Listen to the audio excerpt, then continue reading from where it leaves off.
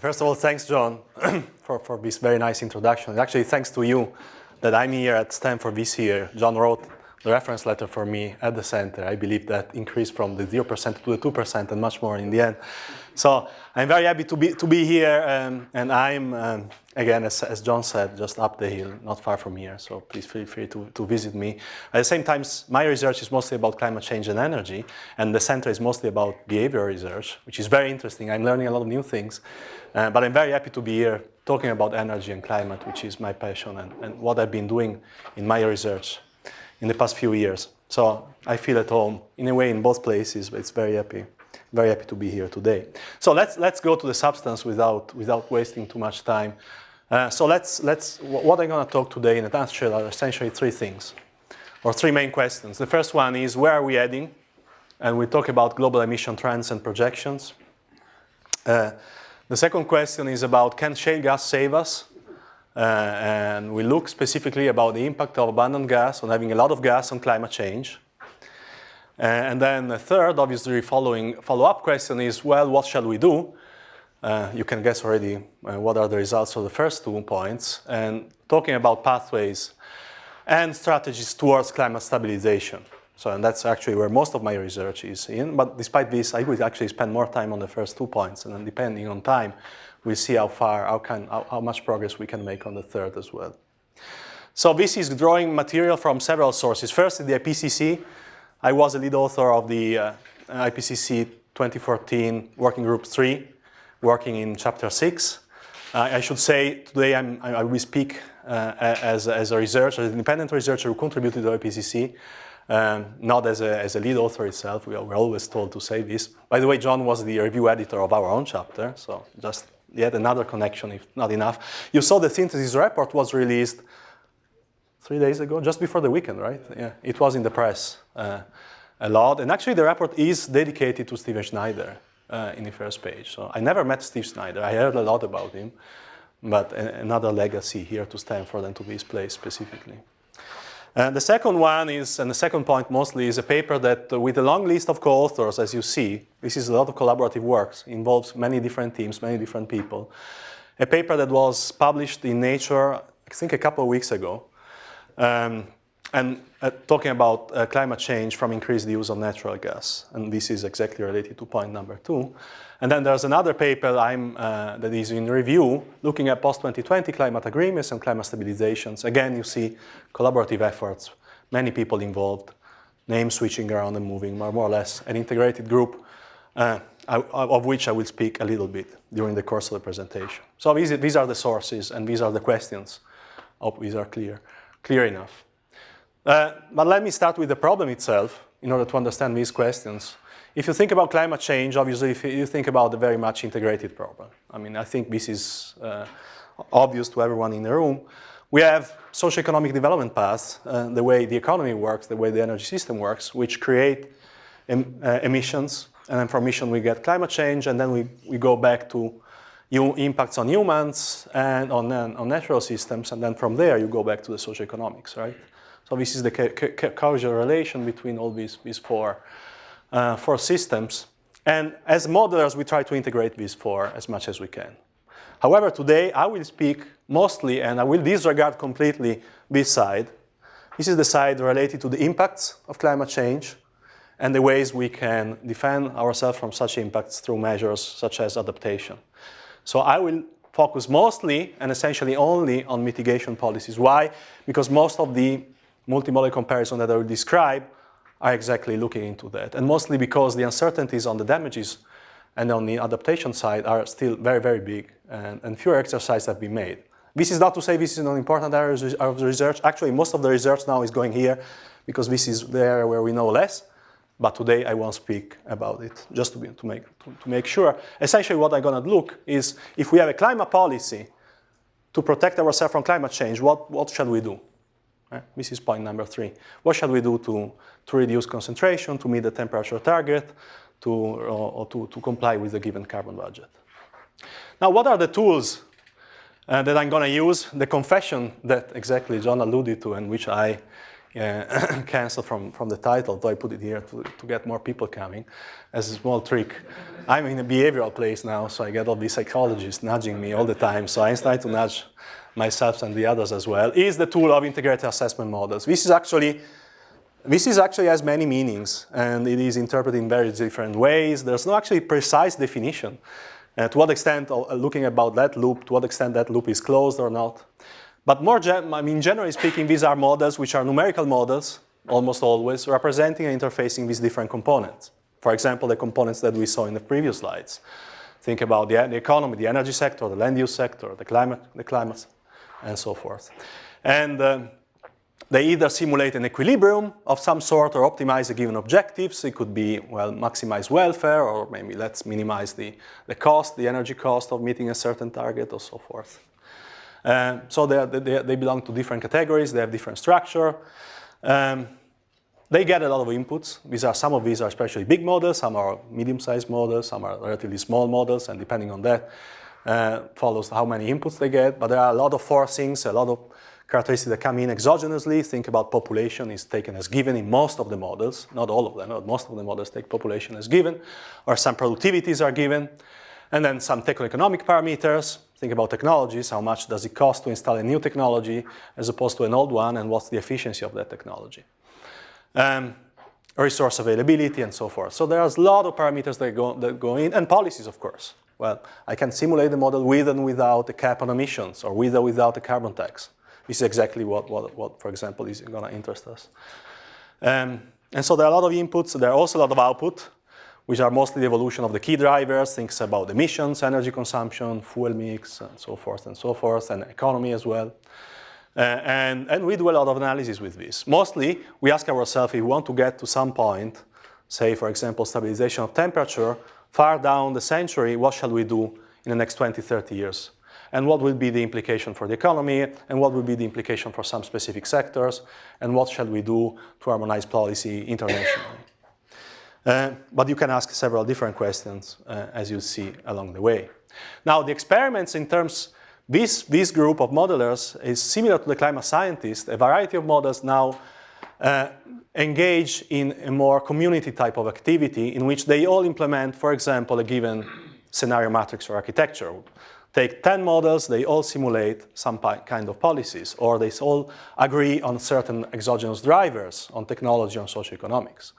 And this is important because there you can try to understand whether there are robust insights or robust messages that emerge across the various models, because some results might just be model dependent, and looking at a bunch of models at least help you, if not completely eliminate, the variability and try to make sense of the results. Now, I guess, and this is the full credit here, the reason why this community has become a community which has engaged so much is, I would say, to a large extent, due to the Energy Modeling Forum. So it's due mostly to John, who is here, and Jim and Hill, who have actually been making possible for the community to meet in these EMF rounds that you might have heard of for several years. There are many still ongoing, and made really this possible. So thanks I would say to Stanford for making this base available. Otherwise, this talk would not be here.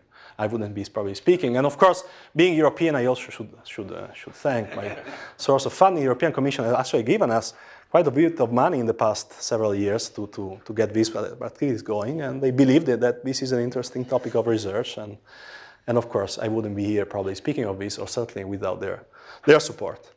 There's a wealth of data on scenario results which is now public. The IPCC data, the data underlying the IPCC went public last summer, and there are a lot of other projects, including several of the EMF rounds, whose data is now public. So there's a wealth of data for students, for example, to play around without necessarily running any single model, but just looking at the results. And you can actually pretty easily find them online. If not, just drop me an email or ask John. I don't want to fill up all your email box, but in any case, he knows even more than I do, certainly, where all this information can be found. All right.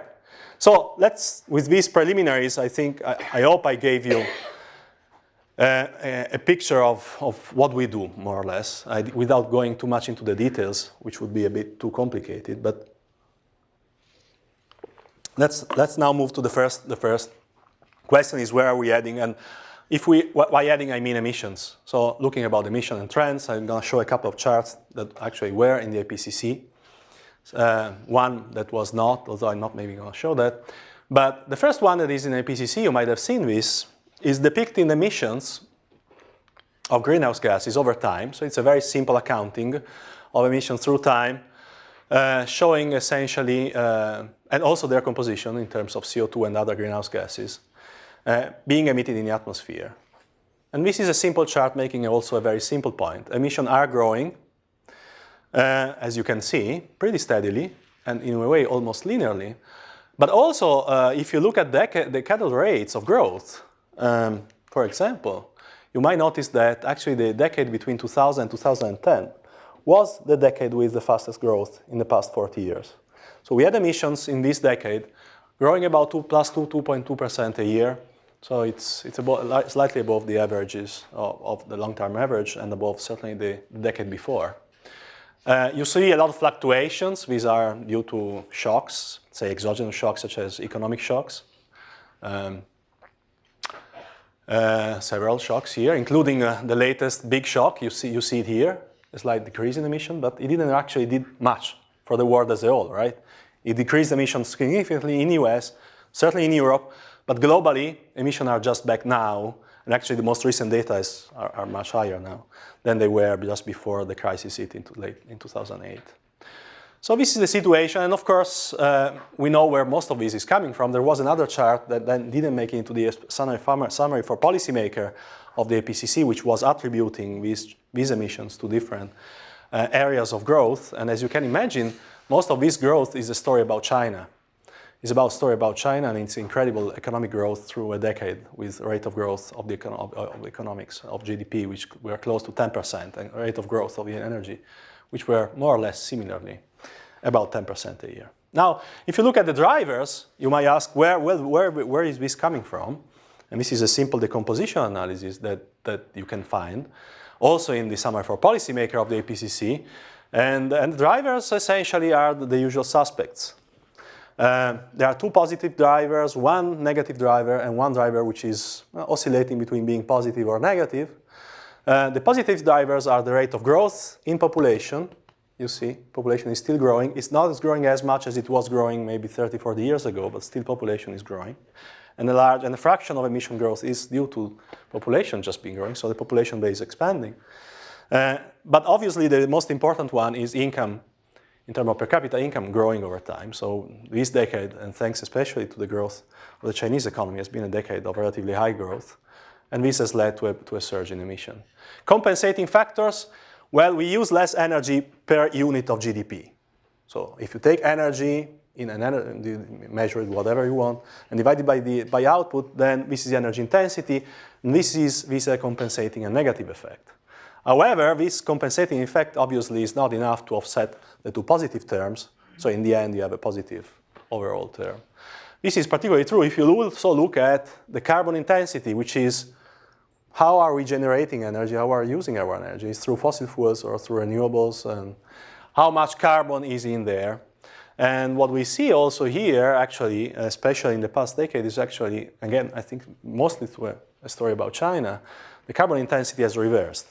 And in a way, we have been using more fossil fuels to satisfy our energy demand than we actually had been using it in the previous years. So that added again another term and led to this high rate of growth in emissions. All right, so this is, I mean, you probably heard about this a lot of time. It's pretty obvious. The story and the drivers are obvious. If you look forward, population will continue to grow for sure, not as highly. GDP per capita might grow not as a high rate as such, but still economic activity will be growing. Energy efficiency might counterbalance, but to the extent this is possible, it's not obvious. It will depend also on energy prices. By the way, the oil prices went down quite a bit, as you've seen recently. So this is probably a trend that you're going to see again looking forward. And indeed, if you look at the projections, where are we heading? This is a chart, again from the IPCC, looking at all the scenarios with about 1,000 scenarios that I told you are publicly available, and categorize emissions, how would they evolve over time. according to different categories of concentrations. What is important here is what we call baseline scenarios. So scenarios without explicit policies aiming at reducing CO2 emissions. These are the gray ones, this one here.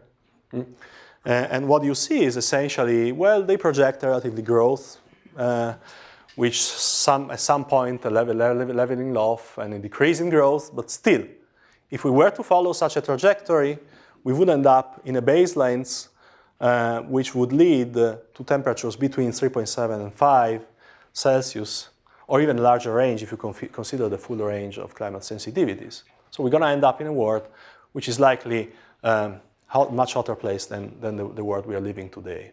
It might take a lot of time to get that warming actually going, or a bit of time, a few decades, but still, eventually, these are the warmings we're talking about. If we were to do something different, we would get to different warming, and we'll explore that in a second when we move to the other point.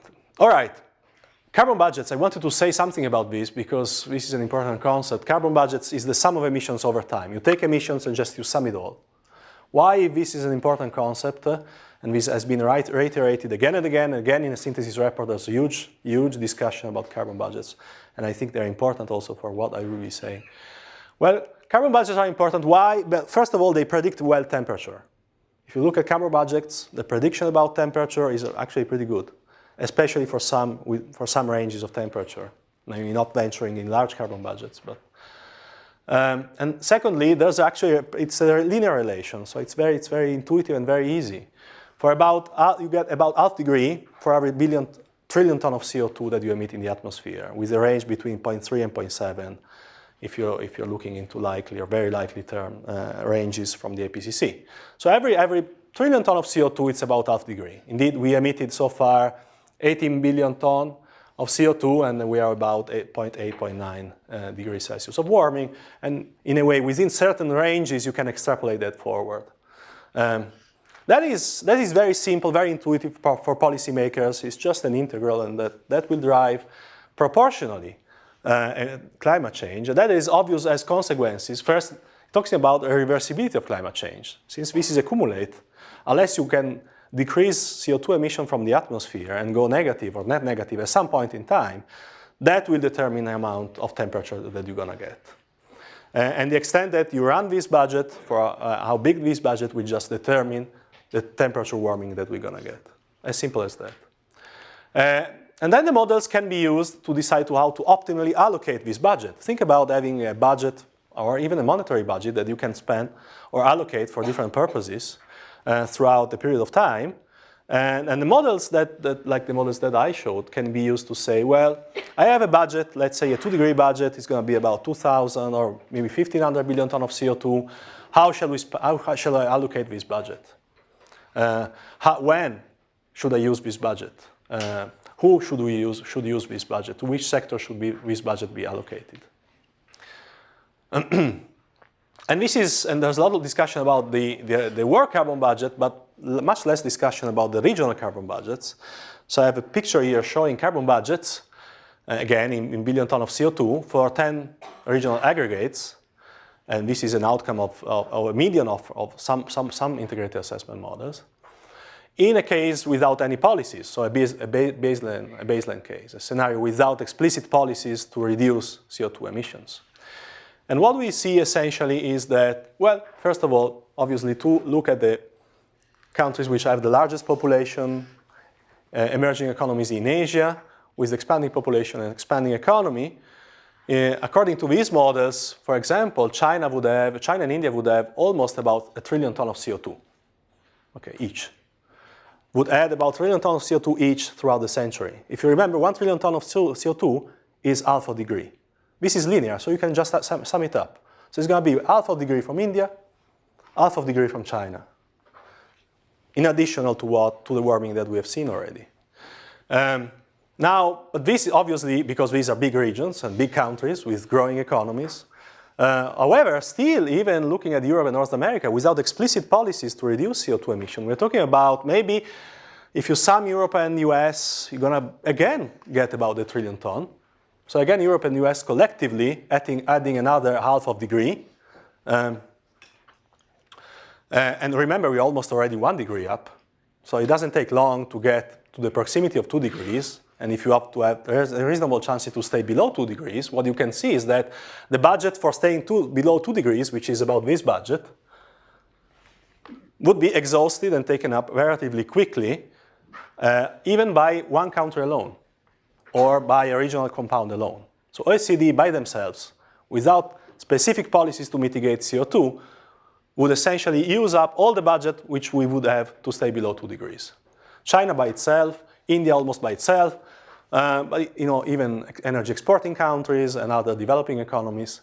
It doesn't take long to understand that a lot of warming can come from different places if emissions would not be unabated. What I'm showing here is also the historical, because obviously cumulative also works past. All the warming that we have experienced so far depends on the cumulative emission that we have emitted in the atmosphere. And obviously, since especially OECD countries, most lately also China to some extent, have contributed mostly to emitting CO2, they are also mostly responsible for the degree of warming we see. So, again, Europe and US together, probably 700 billion ton, which is maybe 0.4 degrees or something. So half of the warming that we have so far is actually attributable to the emissions that were emitted over the past 150 years, 250 years by OECD countries alone. So the carbon budget is a simple tool because it maps directly into temperature. And since it's linear, you can add it up. And it works reasonably well within certain boundaries. And a lot of discussion about, if you think about climate change, we have to think about regional budgets as well and not just global budgets, I think. All right, so let's move and shift gears a little bit and let's go into shale gas. In the discussion about shale gas, which comes from this second paper I told you. I don't think I need to brief you about shale gas. I've seen actually previous talks even at this same seminar series about shale gas. So you probably know more about shale gas than I do, especially being in the US. But obviously there's a lot of shale gas, a lot of revolution, fracking technologies, prices have gone down. There's a lot of discussion about the environmental implications, about shale gas, including a lot of discussion about leakage, which we'll discuss relatively briefly today. But the question for us was a very simple question, so that sometimes when you get these papers in these big journals, the questions have to be extremely simplified. And this indeed was the case. And essentially what we asked ourselves was essentially one question. I have two, but the question is just actually one. So what effect will having a lot of gas or having more gas at a lower price have on the climate? Both on CO2, on non-CO2, and in a way on temperature. So what we did something simple. We 5 integrated assessment models. We know each other through, as I said before, mostly the endeavors of the Energy Modeling Forum for a while. We decided and we all ran essentially a baseline scenario with 2 different assumptions about gas availability, which I will describe in a second. The crucial assumption here is that we are assuming there are no climate policies, okay? Exactly like I assumed so far when discussing these trends.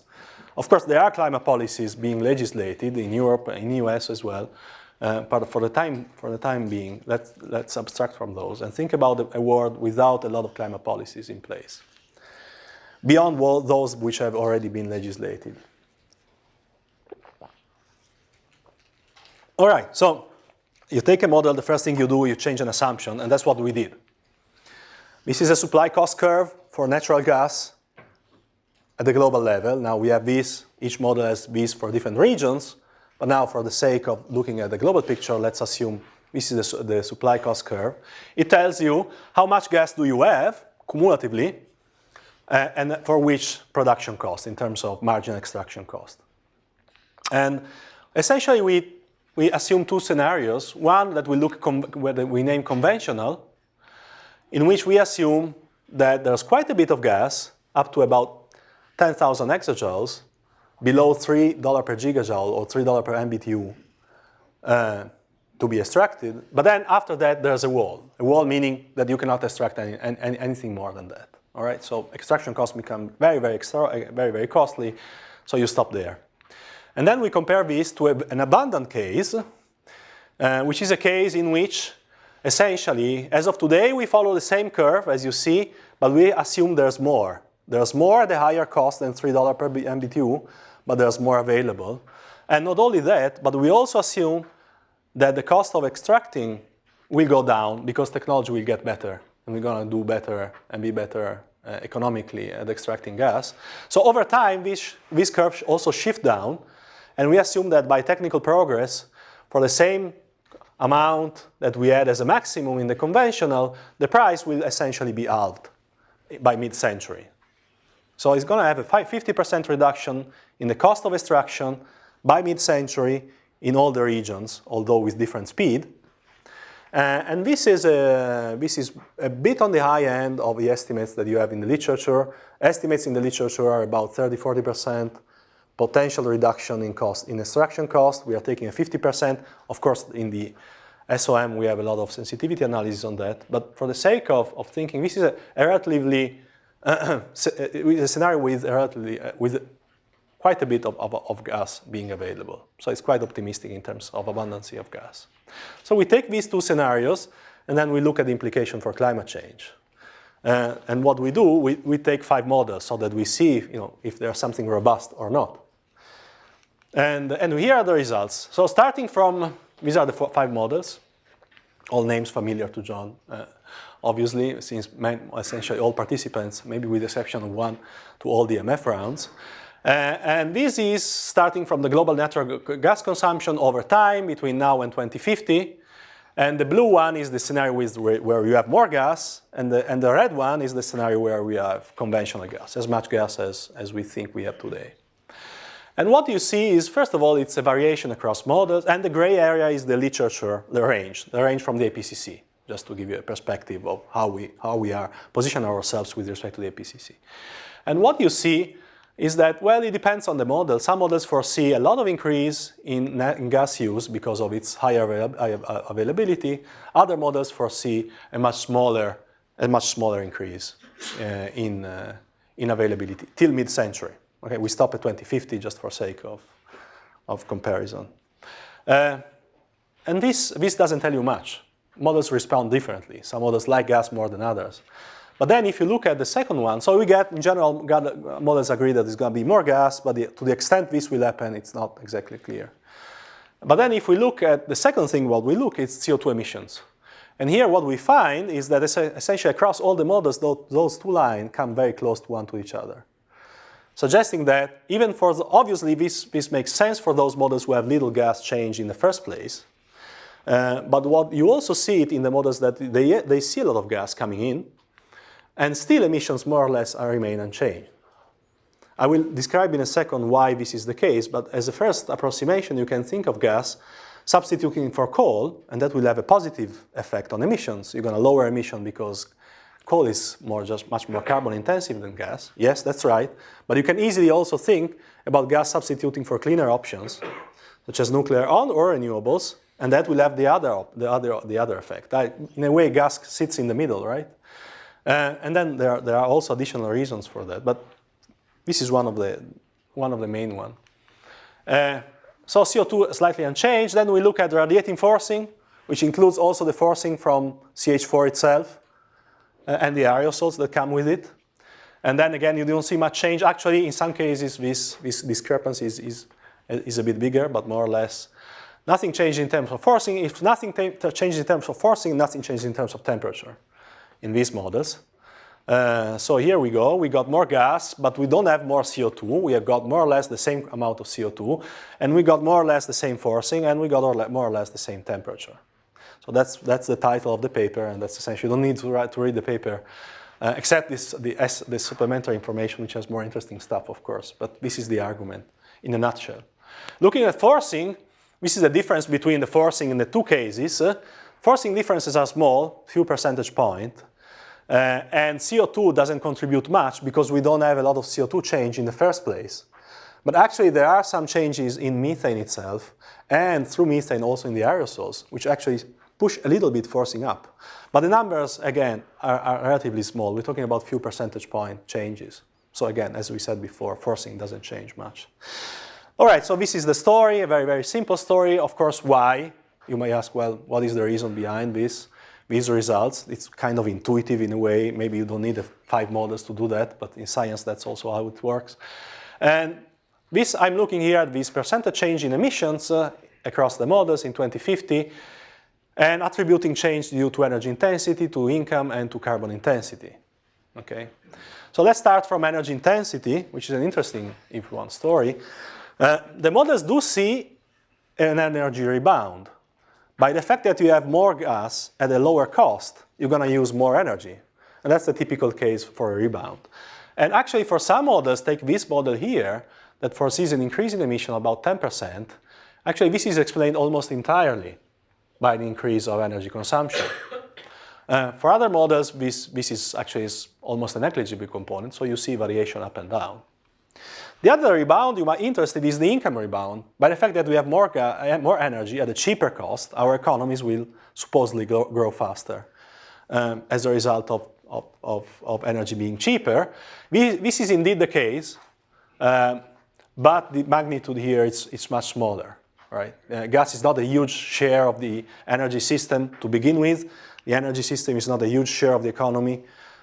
In the end, these two add up. So even if energy is cheaper, thanks to more gas being available, the economy will grow a bit faster, yes, but this will push up emission only to a limited extent. And then last point is about carbon intensity, meaning substitution, fuel substitution. So you have this now being a negative term. So gas substituting more the dirty option than the clean ones, so having a negative and compensating terms. The numbers, as you see, are still relatively small, few percentage points, as we saw before. But still, there is a little bit of substitution towards the good, in gas substituting coal more than renewables and nuclear. But still, this is compensated by the fact that you have energy rebound, and overall, these all compensate up, and you get a number which is relatively small. We do also sensitivity analysis in the paper, looking at cases in which you protect renewables through subsidies or specific policies aiming at protecting renewables or aiming at protecting nuclear and allowing gas only to substitute out coal. And there the results change a little bit accordingly, obviously. But more or less, this is a pretty robust picture. So what we see from this study is that even if we have a lot of gas, well, that won't help us too much if we don't have policies aiming at CO2 emission reduction. We didn't look at the interplay between gas and CO2 policies. This is a follow-up paper that we plan on writing, but this was not considered here, just to make sure. We are not saying that gas is not good if you want to get CO2 down. It might actually be that gas is an important transition technology for getting CO2 out of the system. What we are saying is that if we don't want to get CO2 down, gas by itself won't do it. As simply as that. All right, so I think I got 10 minutes. And actually it's good so that I have very limited time for the most difficult part, which is what shall we do? Pathways for climate stabilization, which is not an obvious and trivial, but despite the fact that I spend most of my time doing research on this side. So let's go back to these carbon budgets. You saw this slide before. This is the budget slide. Each bar is a budget, each bar is a temperature. You just divide that bar by 2, multiply by 2, by 0.5, sorry, divide by 2 and then you get the temperature. And this is the no policy case. Now, of course, we can think about different futures. We can think about the future where we promulgate climate policies aiming at reducing CO2. For example, think about the pledges. These are the Copenhagen pledges and an extrapolation of these pledges based on some assumption that we made. And what you see is that essentially budget would go down. You see? This white bar being the emission reduction, thanks to the pledging being legislated. But according to the interpretation of the pledges that we have made in this paper, things won't change dramatically. You still see bars that added up would by themselves largely exceed 2 degrees. And even if you don't care at 2 degrees, they probably would largely exceed even 3 degrees, which you might care a bit more. Now, the other option is to go to policies aiming at 2 degrees, for example, or any stabilization. This is, for example, the budget for 500 parts per million. And then you see this budget being reduced. These are the budgets based on the models that try to do things in the most efficient ways. So this is the most efficient in terms of economic terms. The low-cost path of achieving 500 parts per million would tell you that essentially all the major economies would need to reduce their budgets by a large amount. And no major economy would need to be allowed to live with a budget which would be bigger than 200 or 300 or 400 billion tons of CO2, which at current rate of emissions, as you might imagine, would be exhausted relatively rapidly, maybe 20 years or 30 years from now.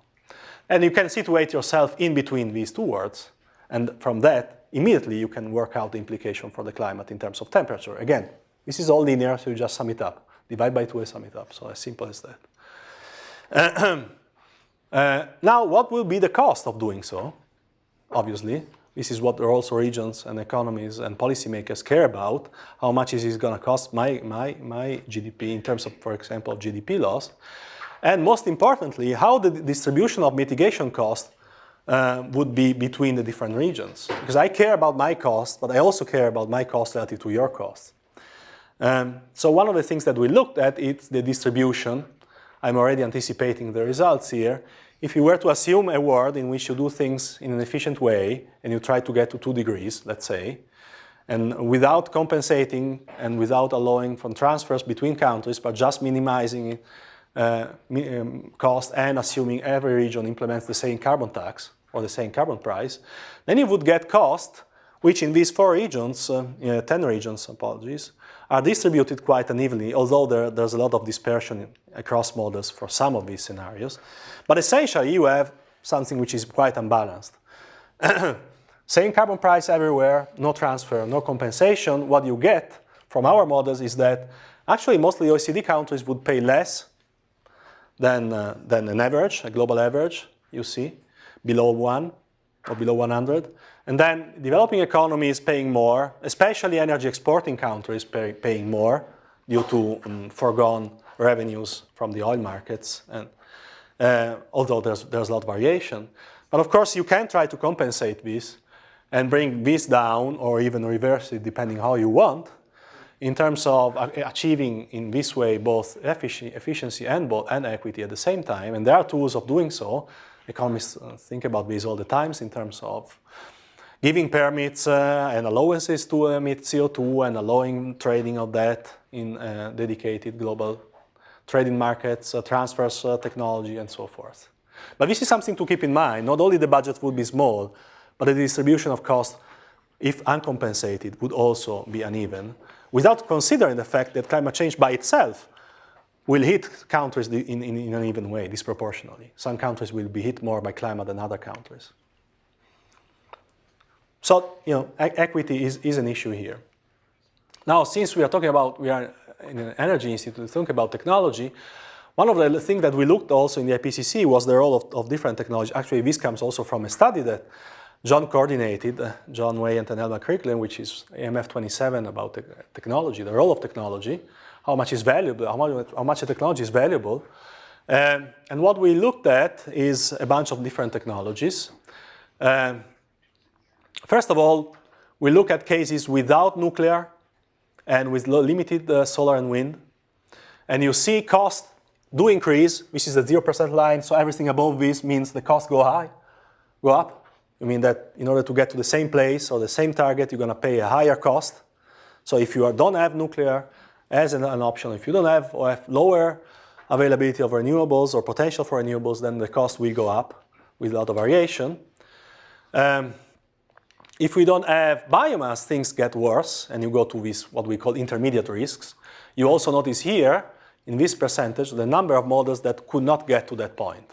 The models that would say, I cannot achieve that target, for example, a 2-degree target, if I don't have sufficient availability of biomass in this case.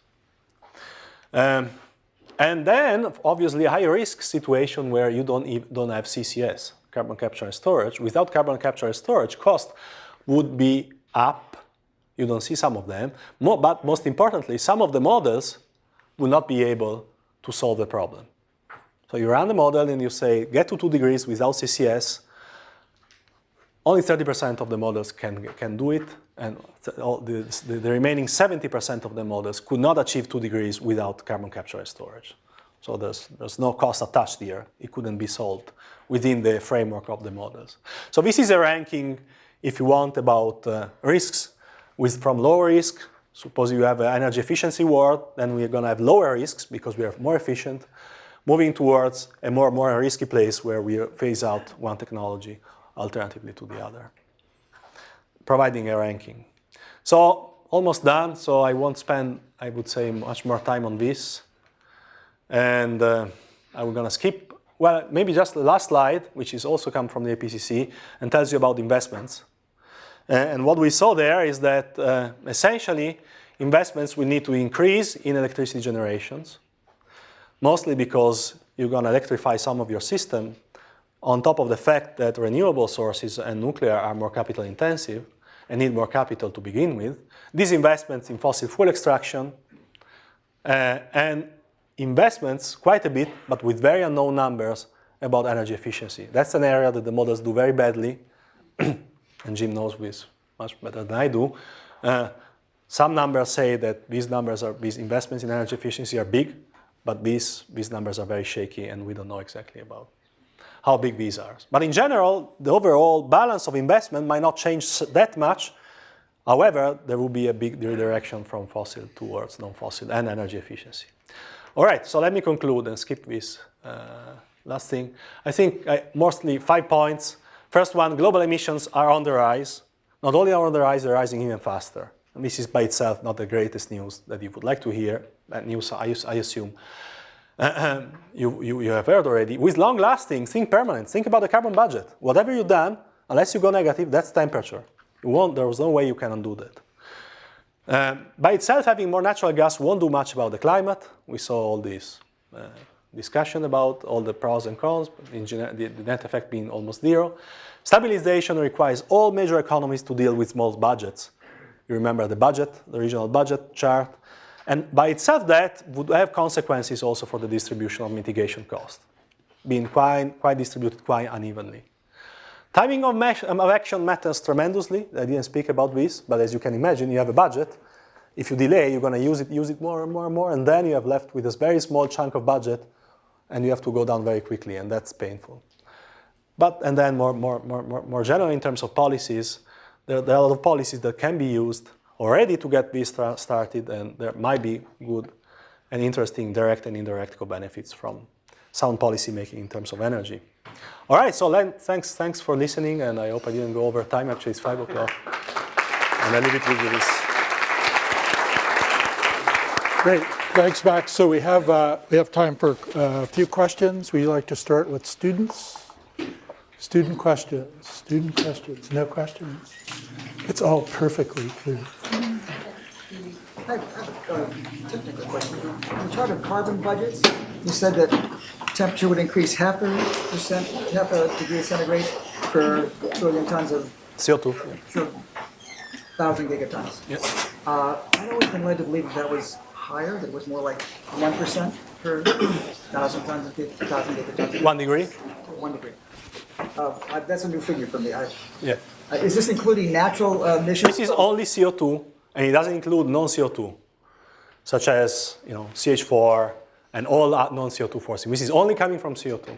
Then you can do the same budget with only also non-CO2, and then of course the budget is smaller. CO2 budget from methane and natural sources and burning forest. Well, the problem with that, if that carbon budget doesn't work well with CH4, and it doesn't work well with other gases in general. It works well, it's pretty relatively stable for CO2 only. But then if you go into other non-CO2 sources, carbon budgets do not work as well. Yeah. So that's the limitation of the carbon budgets. And I mean, there's actually a chart in this paper where we have that chart as well, but we try to not emphasize that. Yeah, the full models can do that, though, right? Of course, yes, then you can do it. It also depends on which GWP you're using and a lot of things like that. But, yeah. Student questions? Students? Thank you for the presentation, very interesting. Do you mind going back to the slide where you have the horizontal bars in terms of the emission reduction? You tell me where to stop. Budgets. The budgets? She said horizontal. So Yes. This one. The next one, actually. No, going back. Other way. Going back one This more. one? Yes, this one. I'm just wondering, it looks like in terms of the percentage CO2 emission, the African countries actually have a very hard task to do. But given how little the energy access they have currently, where do you think the emission will come from? The Yes, emission absolutely. reduction will come from? Absolutely. You could even get some negative numbers in principle, because in places like Africa and to a large extent in Latin America also has a very small budget, as you see from here. Models foresee a large potential of abatement from biomass or land-based systems, and mostly through reduced deforestation and also forestation measures. Now, that is there's huge uncertainty about that, and by the way, also publicity about EMF. There's an EMF around going on exactly on topics related to availability of bioenergy and more generally of land-based mitigation options. But in principle, there's a lot of carbon stored there, and in principle, you can get those emissions down quite a bit, and you can actually go negative and compensate for the growth of emission that would come, for example, from giving these countries access to energy. On top of that, Africa, for example, and also Latin America is very full and rich in terms of renewable resources. So this is all embedded in the models, and overall, you get for the same price, it's cheaper to do a lot of abatement there than in other places. Yeah. Max, could you just emphasize here to everybody, but this is minimization of the global cost. It's not. Yes. It's a minimization of global cost. It doesn't mean that these regions will need to bear the cost themselves of doing these extreme reductions. You could think about mechanism to compensate, and exactly that's what I had in the subsequent chart. You can think about measures to compensate countries for undergoing their emission reductions, because in the models you can do these two things relatively separately. But in terms of doing it at the least cost, you want to go where abating CO2 is cheaper to begin with, and land use mitigation options, especially REDD, but also to some extent afforestation, fare relatively well in terms of economics. Let's go in the back and then Mark after that. Has there been discussions about how we think about biomass and renewables? You touched on it now. The big difference between renewables and fossil fuels isn't when we burn them, but in the potential for photosynthesis and regeneration in forests and agriculture. Yeah. So this starts to become an important mismatch, doesn't it? It is much more important what we do to expand photosynthesis and perhaps storage than whether we burn biomass or not. Yeah, I mean, I'm not sure I fully get your point. I mean, is it a question of economics of it? So what's the only reason why we should treat renewable fuels differently from fossil fuels is if it is the case that when we burn it, it will grow. To me, that's a pretty strange assumption. We should think about photosynthesis, we should think about growth in the biosphere, we should think about storage. That's where the big difference is, not whether we use the growth for fuel or not. Oh, that's right. But models do not assume that all the biomass growth goes to fuels or goes to electricity, if that's what you're saying.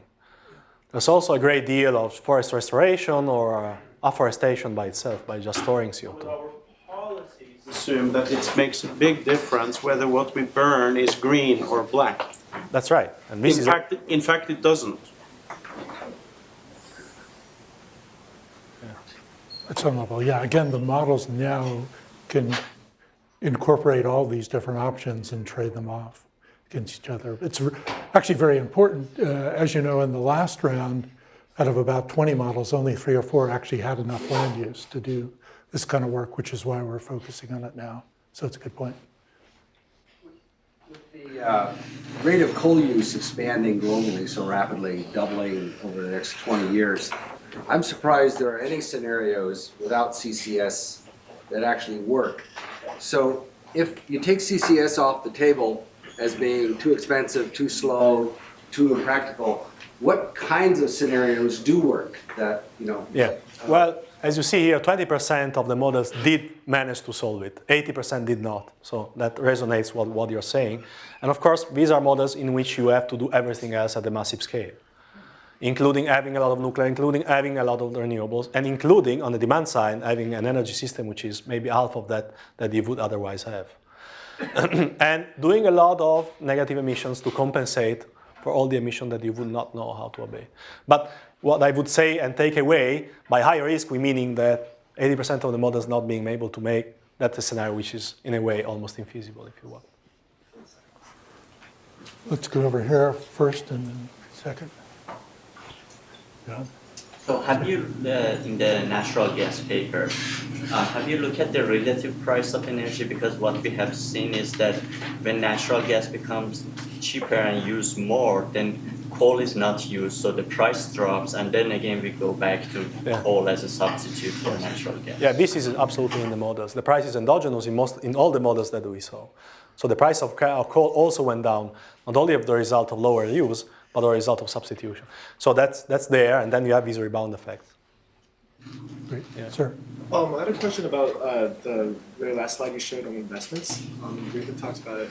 In your opinion, what is the value of getting the very accurate data on the investment flows, and how can we get better accuracy? No, that's right. That's a big thing. The data on investments is actually, we have done one study on investments last year. It was called Limits, one of these studies, where we looked at trying to characterize investment better. So we were getting the investment data from all the models. Actually, for this chart that comes from the APCC, this was actually induced by looking at the capacity expansion that you see in the models, and then assuming that capacity comes at a certain investment cost. So that's something that needs to be improved, and certainly, especially on the efficiency side, it's even difficult to say what investments and how do you account for investment. The accounting is also different on the energy demand side. John and then Fran. John. Yeah, so go back to the chart with China on it.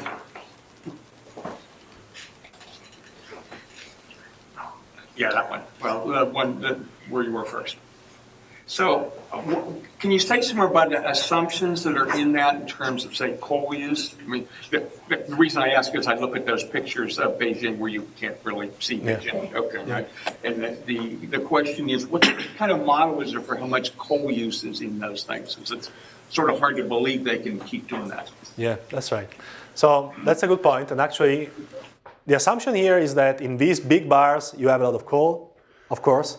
But even in the small ones, you would still have coal, but then you would equip it with CCS to quite a bit of an extent. But what you're discussing is another issue, which is the interplay between climate and air pollution. And I didn't discuss about this today, although we have done, and by the way, again, By the way, John should say it, the other half of the EMF30 is about air quality and short-lived climate forces. Yeah. Well, I quickly asked because, of course, 50% of Chinese men smoke, too. Yes, that's right. Yes, as Max indicated, we are trying to do joint modeling of both air quality and climate. So all the pollutants, many of the pollutants are also short-lived climate forcers. Some are not negative forcers. So we're trying to sort all that out. Data is very hard to get.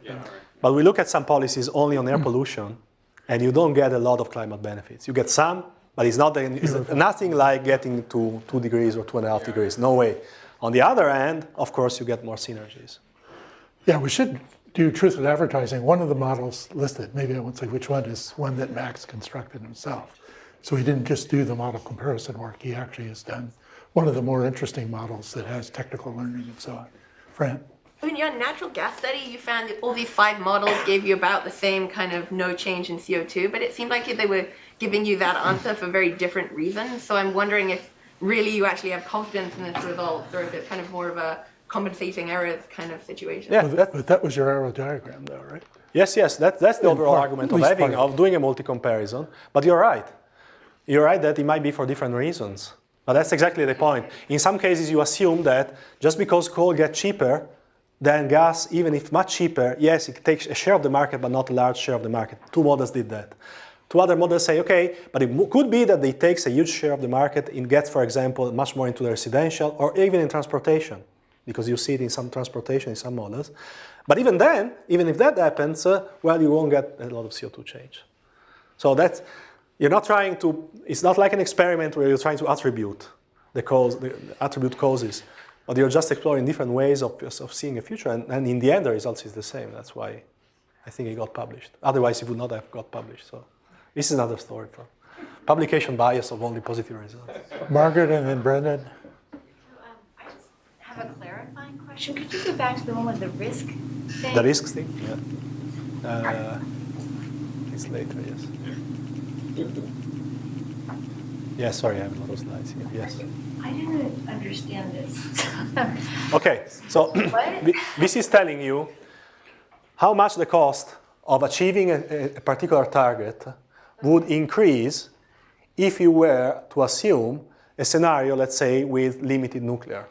Yeah, see the bottom has what's left So- out. What makes it more risk to have more energy efficiency and renewables versus? No, energy No, efficiency it's actually. taking those out of the portfolio.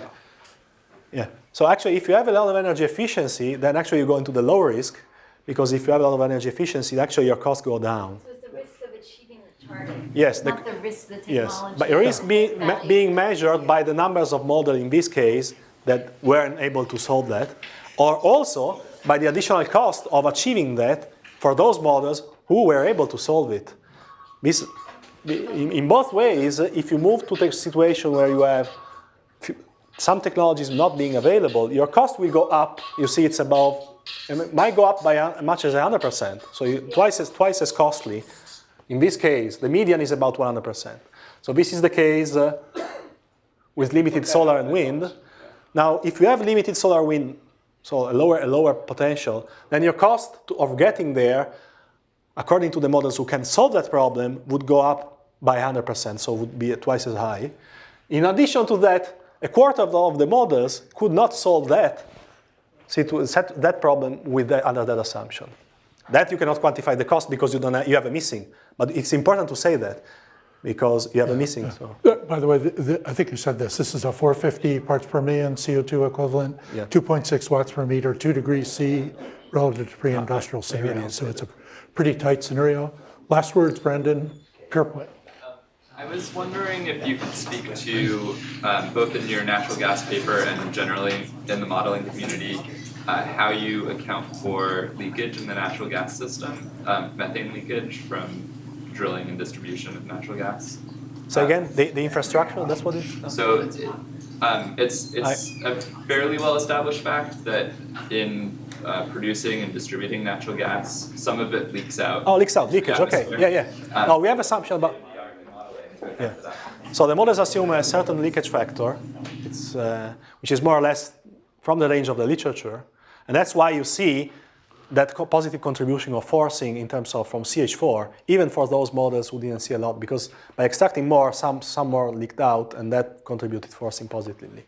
However, in the SI, there's a lot of sensitivity on the leakage rate, because the literature ranges is just huge. And we also explore situation. Our assumption is relatively on the average, but in SI we explore high-end scenarios where you have a lot of leakage, and then the forcing goes up quite a bit. But yes, this is accounted for, in the extraction processes mostly. So it looks like we're at the end of our time here. Max will Thanks. probably be around for a few minutes. Thanks again.